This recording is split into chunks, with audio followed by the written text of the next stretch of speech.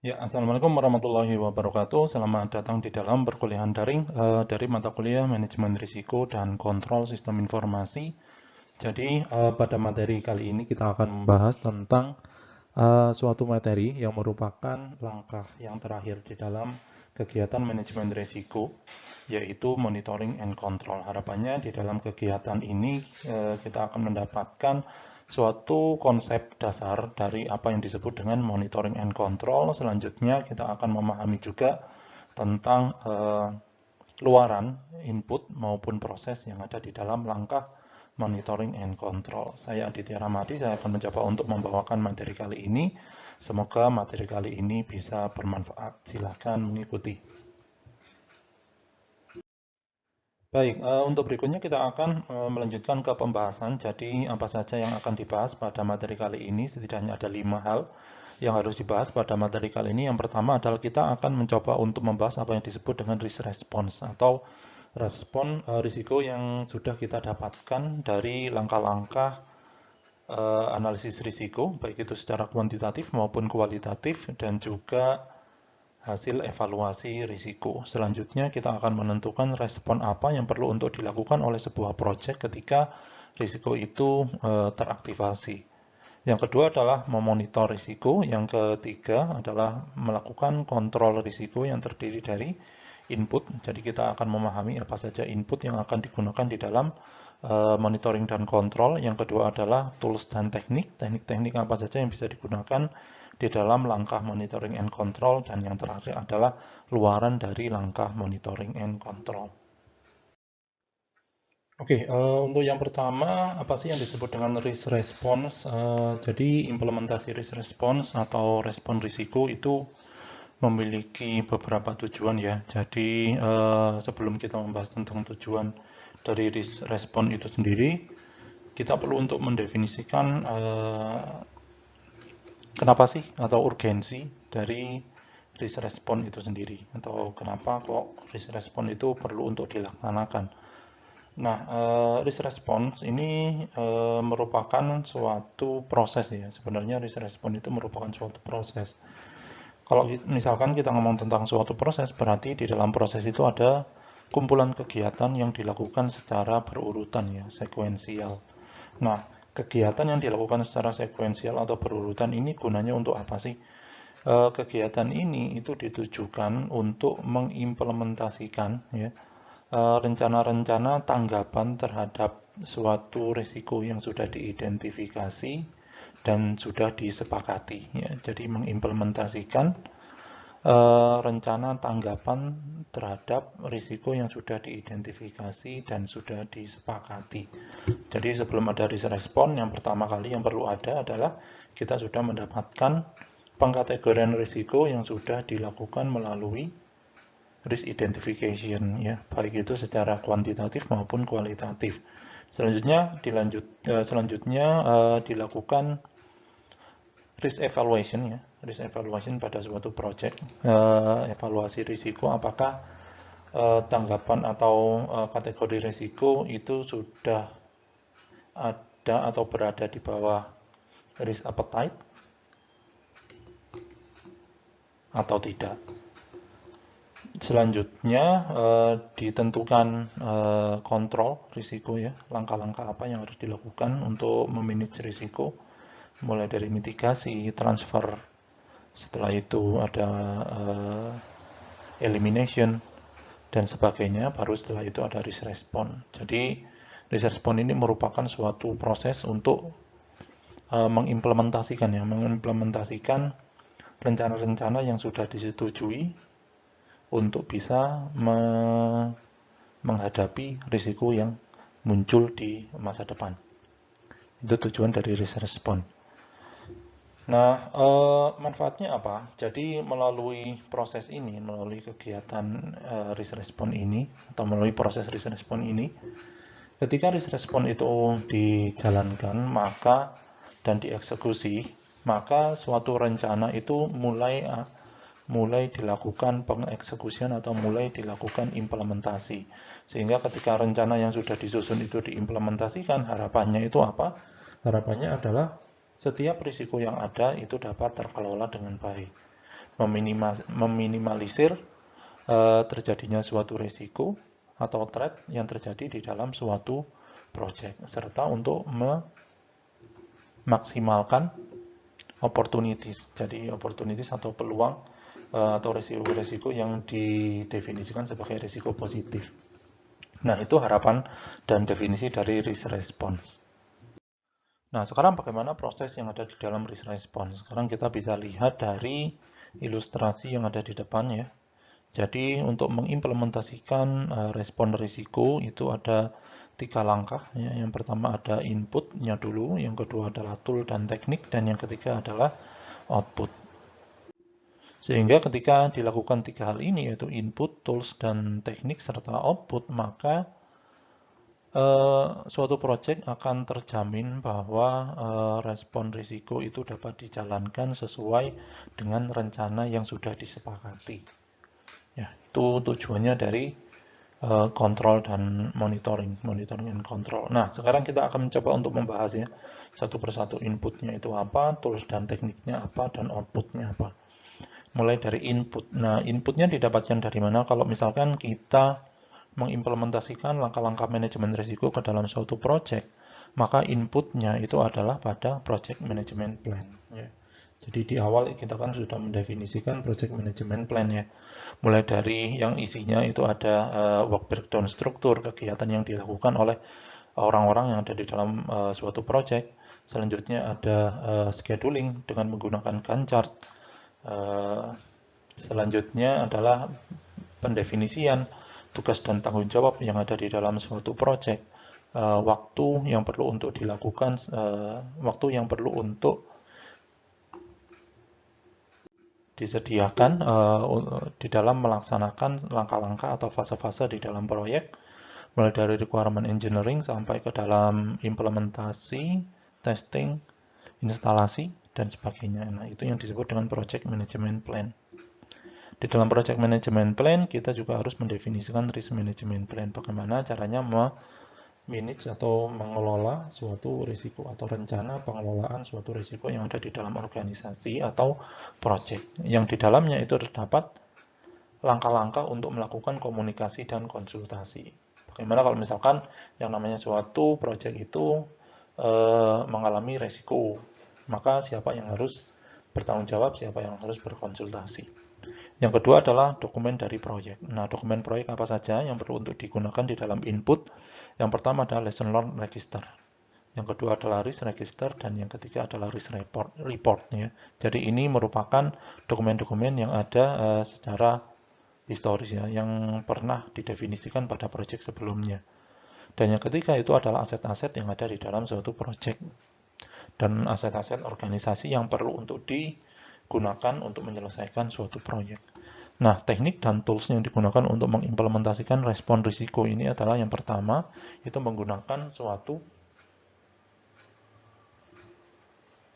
expert untuk menentukan kira-kira risiko dan implementasinya seperti apa. Expert judgment ya. Kita mendapatkan suatu input dari expert. Yang kedua adalah melalui interpersonal dan team skill. Jadi kita melihat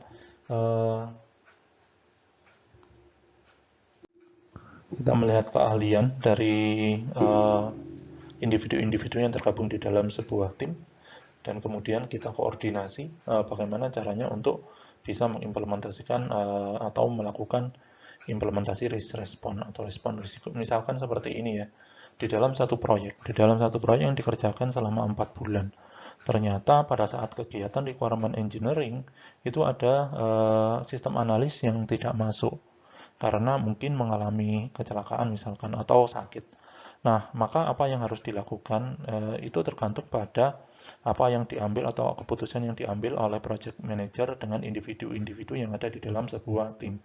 Misalkan di sini mengambil satu individu yang akan menjadi seorang sistem analis yang tugasnya adalah bertanya atau melakukan interview ke pihak-pihak yang ada di dalam organisasi. Nah, mungkin seperti itu implementasinya, interpersonal and team skill. Yang ketiga adalah Project Management Information System. Dengan menggunakan informasi atau sistem informasi yang mengelola manajemen proyek, maka kita akan bisa melakukan implementasi dan mengontrol serta memonitoring risiko yang terjadi pada suatu proyek.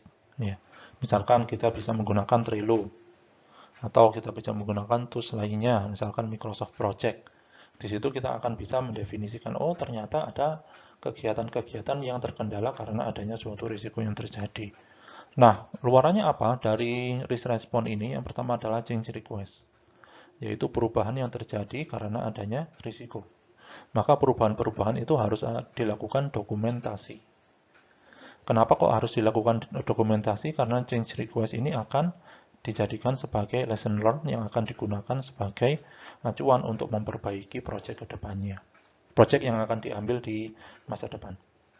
Yang kedua adalah dokumen update atau dokumen update project, dokumen update ya. Update dokumen proyek. Yang pertama adalah issue log, yang kedua adalah yang dirubah adalah lesson learned register, yang ketiga project team assignment, yang keempat adalah risk register, dan yang terakhir adalah risk report. Jadi itu ya yang harus didefinisikan ketika kita ingin mengimplementasikan respon risiko. Oke, sekarang kita akan membahas tentang langkah monitoring ya. Jadi sebelumnya kita sudah membahas bagaimana melakukan kontrol, yang mana didefinisikan yaitu kontrol merupakan suatu proses yang dilakukan untuk mengimplementasikan rencana atau rancangan yang sebelumnya digunakan atau rancangan untuk memberikan tanggapan terhadap suatu risiko yang sebelumnya sudah dibuat, yaitu pada kegiatan risk response ya, atau mencoba untuk merespon atau memberikan respon terhadap identifikasi atau risiko yang sudah teridentifikasi sebelumnya. Nah, berikutnya adalah kegiatan monitor. Nah, apa yang dimaksud dengan monitoring risk atau yang disebut dengan pemantauan risiko ya. Jadi, pemantauan risiko itu merupakan suatu proses untuk memantau implementasi dari rencana risiko, bagaimana melakukan identifikasi atau bagaimana melakukan pemantauan terhadap kegiatan identifikasi risiko, analisis risiko baru, dan melakukan evaluasi risiko sehingga didapatkan kegiatan manajemen risiko yang efektif pada keseluruhan proyek. Nah, itu yang disebut dengan pemantauan risiko. Jadi sekali lagi, pemantauan risiko itu merupakan suatu proses untuk bisa melakukan pemantauan terhadap implementasi dari rencana tanggapan risiko. Setelah itu memantau terjadinya suatu risiko baru yang muncul di dalam kegiatan atau pelaksanaan proses proyek atau kegiatan proyek yang sedang berjalan, identifikasi terhadap risiko baru tersebut, analisis risiko baru tersebut, selanjutnya evaluasi risiko baru tersebut, dan melakukan respon atau mengambil respon atau menentukan respon terhadap risiko baru yang muncul dalam pelaksanaan suatu proyek. Sehingga ketika itu dilakukan, maka kegiatan manajemen risiko pada suatu proyek itu akan bisa didefinisikan atau akan bisa lebih efektif.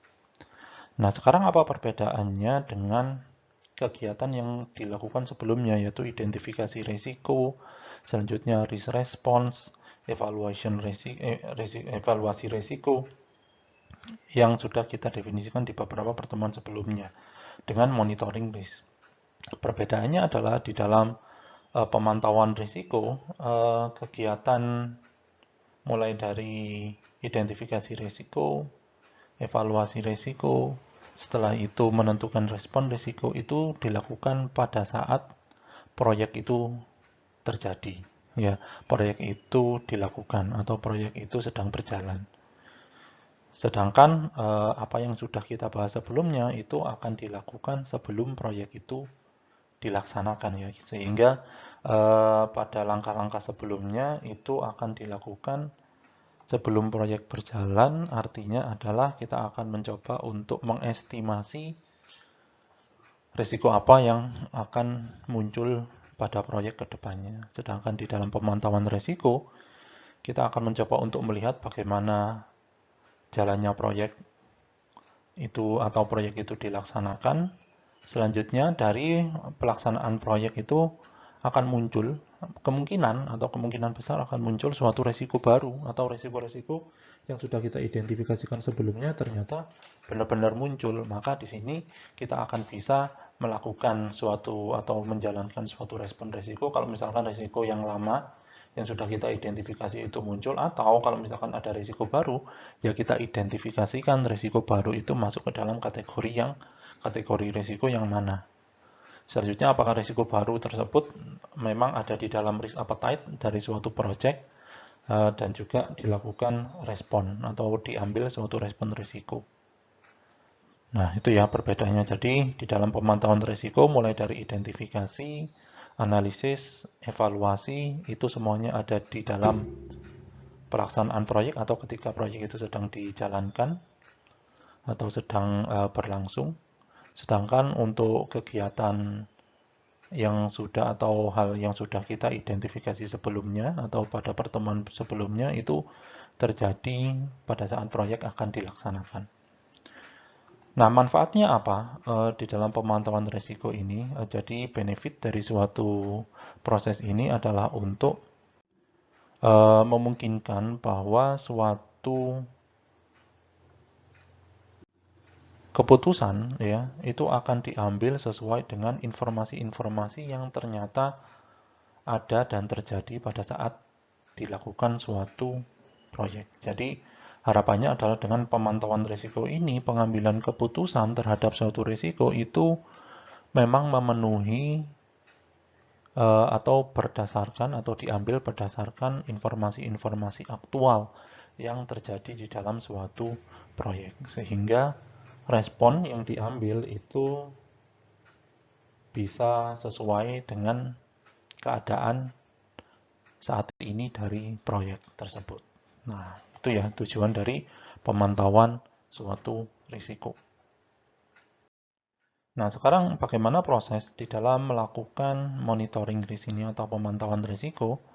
Di sini kita bagi menjadi 3 langkah ya. Yang pertama adalah identifikasi dulu inputnya, jalankan tools dan teknik atau terapkan tools dan teknik itu terhadap input sehingga bisa dijadikan suatu output atau dihasilkan output. Nah, inputnya apa saja? Yang pertama adalah dari project management plan, dokumen proyek, yaitu log, ya, lesson learned, risk register, risk report, work performance data, dan work performance report. Teknik dan toolsnya itu adalah data analysis, ya, technical performance analysis dan reserve analysis, audit, dan juga meeting. Apa yang dimaksud dengan data analysis? Data analysis adalah kita akan mencoba untuk mendefinisikan atau menganalisis dari seluruh data log maupun lesson learned, register, dan report yang sudah ada di dalam project. Selanjutnya kita akan identifikasikan kira-kira mana risiko baru yang muncul dari pelaksanaan suatu proyek. Audit berarti kita akan mencoba untuk mengakses atau menilai pelaksanaan suatu proyek, apakah di dalam mencapai tujuannya itu mengalami suatu hambatan. Nah, hambatannya apa? Hambatan itu terjadi karena munculnya suatu risiko. Ya, nah risiko inilah yang akan kita fokuskan, akan kita identifikasikan, kita evaluasi, kita lakukan atau kita ambil respon tertentu. Dan yang terakhir adalah meeting. Meeting itu artinya adalah kita akan mencoba untuk berdiskusi antara pihak developer sebagai pihak yang mengembangkan suatu perangkat lunak dan juga pihak organisasi yang memiliki kebutuhan untuk dibuat suatu perangkat lunaknya. Mereka berdiskusi untuk menentukan bagaimana pelaksanaan proyek yang sudah terjadi, ya, yang sedang terjadi atau yang sedang terjadi. Terus selanjutnya risiko apa yang bisa muncul di dalam pelaksanaan proyek tersebut. Luarannya itu adalah informasi tentang performa dari kinerja yang dilakukan atau yang terjadi di dalam suatu proyek, change request, ya. Change request yaitu perubahan-perubahan apa saja yang terjadi di dalam proyek, update dari project management plan, update dokumen dari proyek, ya, log, isu atau permasalahan, log permasalahan yang muncul dalam organisasi atau dalam proyek, asumsi-asumsi yang diambil di dalam suatu proyek, lesson learned, register, report, dan yang terakhir adalah update terhadap aset-aset yang ada di dalam organisasi untuk bisa menjalankan suatu proyek. Nah, oke, jadi itu merupakan proses, yaitu input, tools, dan teknik, serta output pada suatu pemantauan risiko. Nah, oke, sekarang bagaimana pelaksanaan monitoring risk ini ya, atau pemantauan risiko ini. Nah, pemantauan risiko itu sendiri, jadi prosesnya itu akan digunakan. Jadi proses dari monitoring risk itu akan digunakan untuk bisa menghasilkan beberapa hal berikut ini ya. Yang pertama di sini untuk bisa menentukan bahwa implementasian respon dari suatu risiko itu sudah efektif. Jadi monitoring risk itu akan digunakan dengan beberapa tujuan. Yang pertama untuk melihat apakah implementasi respon risiko itu akan menghasilkan sesuatu langkah yang efektif. Yang kedua untuk bisa mendefinisikan perubahan terhadap tingkatan dari risiko pada suatu proyek. Jadi sebelumnya risiko yang sudah kita identifikasikan sebagai risiko yang memiliki kategori rendah, ternyata ketika kita monitoring, ternyata risiko itu berevolusi atau bertransformasi sehingga bisa menjadi suatu risiko dengan tingkat yang sedang ataupun malah tingkat yang tinggi. Jadi akan ada perubahan sesuai dengan pelaksanaan dari proyek. Akan ada perubahan suatu risiko sesuai dengan pelaksanaan dari suatu proyek. Yang ketiga, monitoring atau pemantauan risiko itu dilakukan sehingga dapat diidentifikasikan status bahwa tiap-tiap risiko dari proyek itu akan berubah. Ya. Jadi akan dapat diidentifikasikan bahwa status dari tiap risiko pada suatu proyek itu akan berubah. Terus yang keempat adalah dengan melakukan pemantauan risiko akan bisa diidentifikasikan proyek atau risiko-risiko baru yang muncul yang belum teridentifikasi sebelumnya. Itu yang keempat, ya. Yang kelima, di sini adalah tujuan dari pemantauan risiko adalah untuk melihat apakah pendekatan untuk bisa mensolusikan suatu risiko yang ada atau memitigasi suatu risiko yang ada itu masih sesuai dengan tujuan yang sudah diidentifikasikan di awal. Nah, berikutnya tujuan dari melakukan pemantauan risiko itu adalah untuk melihat apakah asumsi yang ada di dalam pelaksanaan proyek itu masih valid atau tidak. Ya. Yang berikutnya adalah untuk melihat apakah aturan-aturan maupun prosedur untuk bisa memanage suatu risiko itu diikuti oleh orang-orang yang ada di dalam atau orang-orang yang terlibat di dalam pengerjaan suatu proyek. Yang ketiga, di sini untuk melihat apakah strategi di dalam mitigasi suatu risiko itu masih valid atau tidak. Maksudnya valid itu adalah dilihat dari sisi cost maupun effort yang dikeluarkan untuk menyelesaikan suatu risiko. Nah, oke, jadi itu merupakan tujuan dari pemantauan risiko ya. Ada beberapa tujuan tadi. Yang pertama tadi untuk bisa melihat apakah rencana atau implementasi respon itu sudah sesuai atau berjalan dengan efektif atau tidak. Terus setelah itu asumsi-asumsi yang ada di dalam pengerjaan proyek itu masih valid atau tidak, sampai ke dalam apakah yang namanya suatu aturan maupun prosedur untuk mengelola risiko itu sudah diikuti dengan baik atau tidak di dalam suatu proyek. Nah, oke, selanjutnya kita akan mencoba untuk membahas tentang input, proses, maupun output dari kegiatan kontrol risiko. Nah, kita bahas terlebih dahulu inputnya ya. Jadi, inputnya itu apa saja?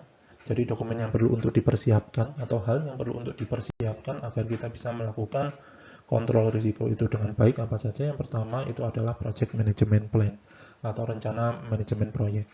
Di dalam rencana manajemen proyek itu ada yang disebut dengan risk register. Nah, risk register ini juga harus dipersiapkan ketika kita ingin melakukan kegiatan kontrol risiko. Nah, kenapa yang namanya risk register ini perlu untuk disiapkan? Karena risk register itu merepresentasikan suatu kategori risiko yang sudah teridentifikasi, maka risk register itu akan menjadi suatu basis atau dasar agar atau untuk melakukan atau untuk menentukan suatu rencana respon dari suatu risiko. Terus setelah itu menentukan implementasi aksi yang harus dilakukan ketika risiko itu terjadi. Selanjutnya akan menjadi suatu basis atau dasar untuk bisa melihat atau mengidentifikasikan suatu tanda kapan risiko itu terjadi atau bagaimana suatu risiko itu bisa terjadi, serta untuk melihat risiko-risiko yang memiliki prioritas-prioritas tertentu dan langkah untuk perbaikannya seperti apa. Nah, itu tujuan dari kenapa kita harus menyiapkan risk register agar bisa melaksanakan kegiatan controlling risk.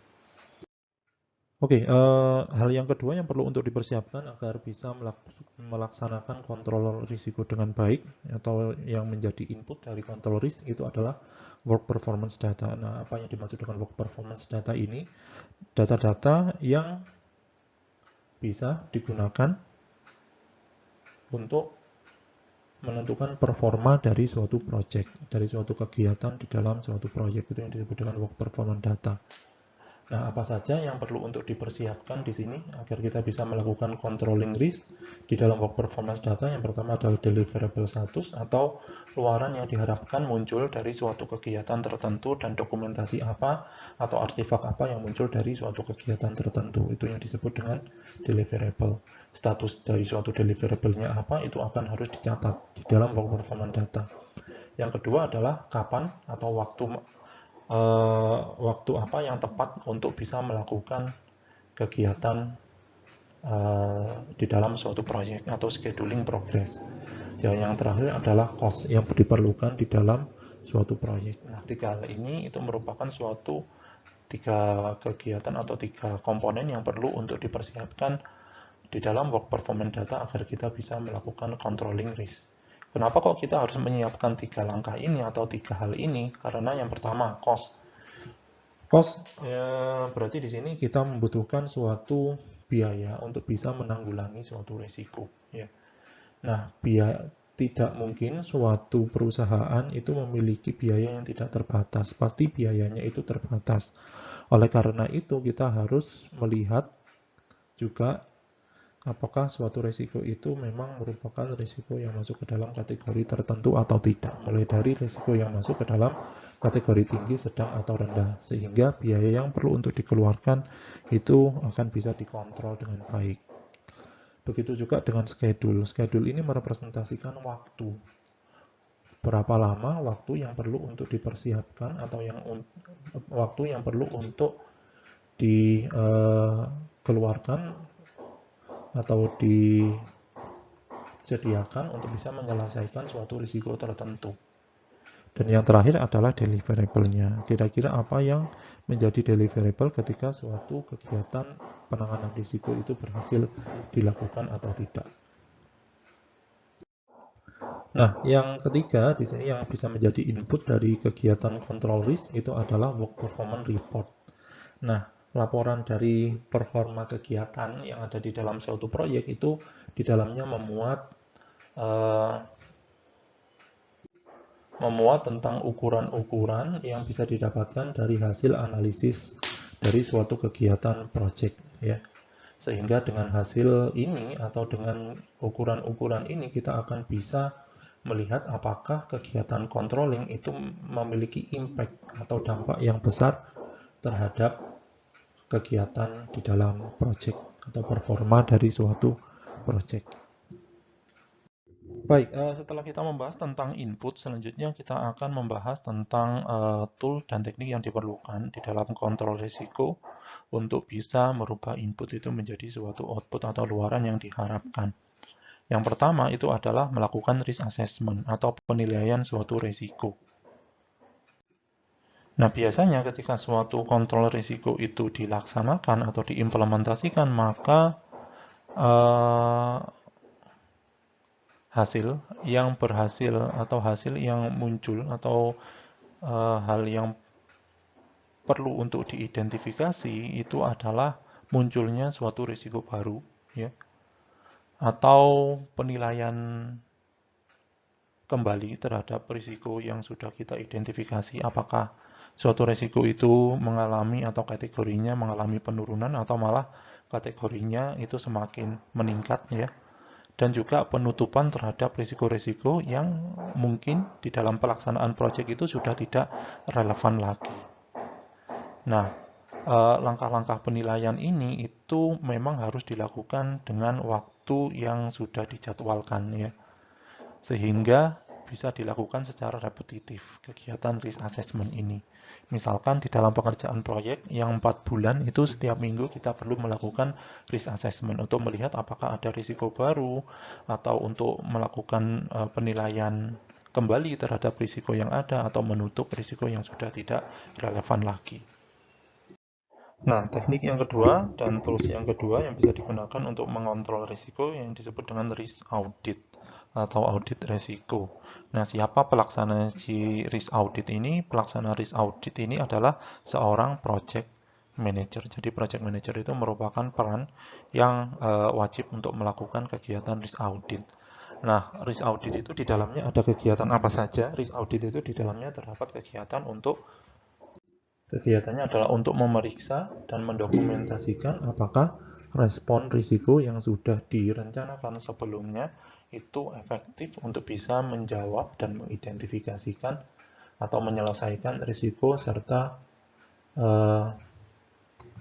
akar permasalahan, ya, akar penyebab dari suatu risiko tersebut. Nah, oleh karena itu, karena risk audit ini sangat penting di dalam pengerjaan proyek untuk bisa melihat apakah respon risiko itu sudah efektif, maka project manager perlu untuk melakukan audit ini dengan frekuensi yang cukup. Frekuensi yang cukup itu tergantung dari kegiatan yang dilakukan di dalam suatu proyeknya.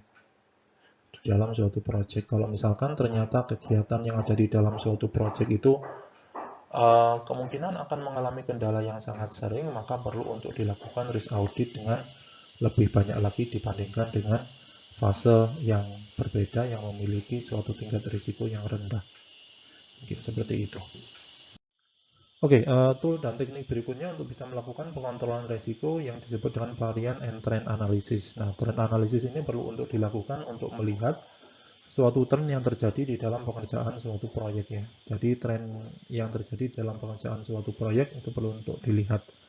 Nah, mungkin saja untuk 5 proyek di beberapa tahun terakhir atau proyek-proyek di beberapa tahun terakhir itu ternyata trennya itu sudah mengarah ke penggunaan suatu teknologi cloud misalkan. Maka di sini kita harus identifikasi kira-kira risiko-risiko yang muncul dari penggunaan teknologi cloud itu seperti apa untuk bisa menyelesaikan proyek tertentu. Serta kita juga harus mengidentifikasi cost dan schedule yang perlu untuk dijalankan ketika menjalani proyek pengembangan perangkat lunak, terutama terkait dengan tren-tren tertentu, serta dampaknya dari tren tersebut untuk pengerjaan proyek berikutnya. Nah, itu merupakan langkah atau hal yang harus diidentifikasikan ketika kita melakukan kontrol risk yang disebut dengan trend analysis. Oke, tool dan teknik yang berikutnya adalah technical performance measurement, yaitu ukuran-ukuran yang perlu untuk kita pahami terkait dengan bagaimana teknis penyelesaian suatu proyek atau performa teknis dari penyelesaian suatu proyek. Nah, di sini apa sih yang masuk ke dalam technical performance measurement itu? Nah, contohnya adalah beban kerja, ya, waktu untuk transaksi, defect yang muncul dari kegiatan tertentu, kapasitas storage, dan lain sebagainya terkait dengan proyek tertentu. Nah, itu yang disebut dengan technical performance measurement. Ukuran-ukuran yang perlu untuk diperhatikan yang terkait dengan kegiatan proyek yang dijalankan, ya, berapa lama waktu proses atau prosedur untuk melakukan suatu kegiatan tertentu, terus berapa expertise dari orang-orang yang menjalankan suatu kegiatan tersebut, itu juga perlu untuk diidentifikasikan di dalam technical performance measurement. Nah, gunanya apa? Technical performance measurement ini untuk didefinisikan, gunanya adalah untuk melihat adanya deviasi. Deviasi terhadap apa? Deviasi terhadap tujuan dari pengerjaan suatu proyek atau milestone dari suatu proyek. Sehingga dengan melihat adanya deviasi tersebut, maka kita akan bisa mengidentifikasi kira-kira deviasi tersebut terjadi karena adanya risiko yang mana. Sehingga kita bisa mengidentifikasi risiko baru yang sebelumnya belum pernah kita identifikasi di awal perencanaan manajemen risiko. Nah, itu merupakan langkah atau tools dan teknik, yaitu technical performance measurement. Teknik yang terakhir di sini untuk bisa melakukan kontrol risiko dengan baik itu adalah meeting. Nah, meeting atau pertemuan ini itu dilakukan sebagai dan masuk ke dalam suatu project risk management sebagai suatu agenda yang harus dilakukan secara periodik. Ya. Nah, kapan sih periodiknya itu berapa kali? Ya, tergantung ya. Tergantung dari prioritas dari suatu risiko yang diidentifikasi atau risiko-risiko kategori risiko yang sudah diidentifikasi serta kesulitan dari respon risiko yang perlu untuk tingkat kesulitan dari respon risiko yang perlu untuk dijalankan untuk bisa menanggulangi risiko yang ada.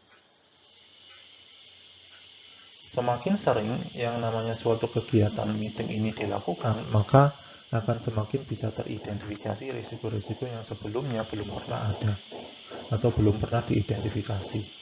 Nah, semakin sering diskusi-diskusi yang dilakukan ini, maka orang-orang atau orang-orang yang terlibat di dalam suatu proyek itu akan semakin paham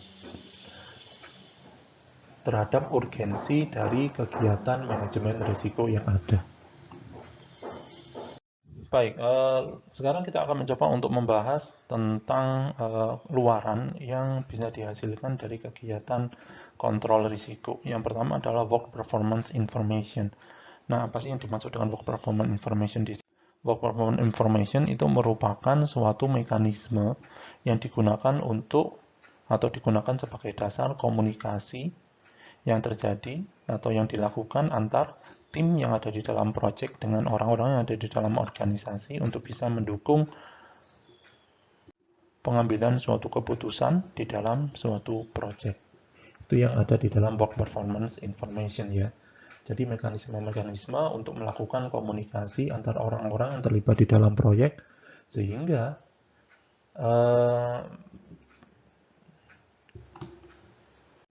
hal itu dapat mendukung ya bagaimana pengambilan keputusan pada suatu proyek itu sendiri. Oke, luaran yang kedua adalah change request. Nah, apa yang dimaksud dengan change request? Change request itu merupakan permintaan perubahan. Perubahan terhadap apa? Perubahan terhadap apapun yang ada di dalam proyek. Bisa saja perubahan terhadap scope dari suatu proyek. Perubahan terhadap resource yang dibutuhkan di dalam suatu proyek. Perubahan terhadap langkah-langkah yang harus dilaksanakan atau kerjaan yang harus dilaksanakan di dalam suatu proyek. Nah, perubahan ini terjadi biasanya karena apa? Biasanya terjadi karena ada suatu risiko. Risikonya itu apa saja? Risiko itu bisa terjadi karena ada risiko-risiko yang disebabkan karena alam ya, yang tidak bisa dikontrol oleh manusia ya. Banjir, terus setelah itu ada badai petir, terus habis itu ada banjir, selain banjir ada gempa dan lain sebagainya. Itu yang terjadi, atau bisa jadi perubahan itu karena kebutuhan yang berubah atau karena ada permasalahan di dalam atau karena ada environment yang berubah atau lingkungan yang berubah. Lingkungan bisnis yang berubah itu bisa jadi akan merubah suatu kebutuhan atau adanya penambahan kebutuhan yang terjadi karena scope dari project itu yang juga berubah. Nah, itu yang dimaksud dengan change request ya. Jadi perubahan-perubahan itu dicatat ya. Perubahan itu terjadi karena apa? Itu juga dicatat. Dan impact dari perubahan itu apa? itu juga dicatat di dalam suatu dokumen yang disebut dengan change request. Nah, change request di sini juga perlu ada selain di dalam selain dokumen change request memuat tentang perubahan yang terjadi atau event perubahan dampaknya, ya. Setelah itu sumber terjadinya perubahan itu karena apa. Selain itu di dalam change request itu harus ada aktivitas-aktivitas untuk bisa melakukan kegiatan preventif maupun kegiatan korektif terhadap perubahan yang terjadi atau risiko yang terjadi. Nah, apa yang dimaksud dengan aksi atau kegiatan korektif yang harus ada di dalam change request? Yang dimaksud dengan langkah-langkah korektif itu merupakan suatu aktivitas yang dilakukan untuk bisa menyesuaikan performa dari suatu kegiatan project sehingga sesuai dengan rencana yang ada. Itu yang disebut dengan corrective action. Yang dimaksud dengan action preventif atau kegiatan-kegiatan preventif itu adalah kegiatan-kegiatan atau aktivitas-aktivitas yang dijalankan agar bisa menjamin bahwa performa ke depan dari suatu kegiatan proyek itu sesuai dengan rencana yang ada. Nah, itu ya yang ada di dalam suatu change request. Change request berarti ada 5 nih. Yang pertama itu adalah eventnya, sumber, kenapa kok terjadi perubahan, dampak dari perubahan tersebut. Yang keempat adalah kegiatan korektif yang harus dilakukan. Dan yang kelima adalah kegiatan preventif yang bisa digunakan untuk mencegah risiko itu jangan sampai terjadi ya. Nah, itu merupakan output atau luaran dari control risk yang kedua, yaitu change request. Oke, berikutnya adalah update dari dokumen proyek. Jadi ketika suatu risiko itu terjadi, ya, kontrol risiko yang muncul itu bisa saja dilakukan untuk mengupdate dokumen proyek yang ada.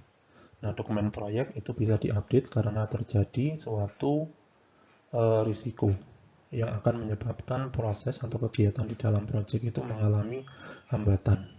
Ya. Nah, di dalam atau update, terus apa yang harus dilakukan update? Di dalam dokumentasi apa yang harus dilakukan update ketika suatu risiko itu terjadi? Salah satunya adalah risk register, tetapi risk register itu bukan satu-satunya dokumen yang perlu untuk diupdate ketika suatu risiko itu terjadi.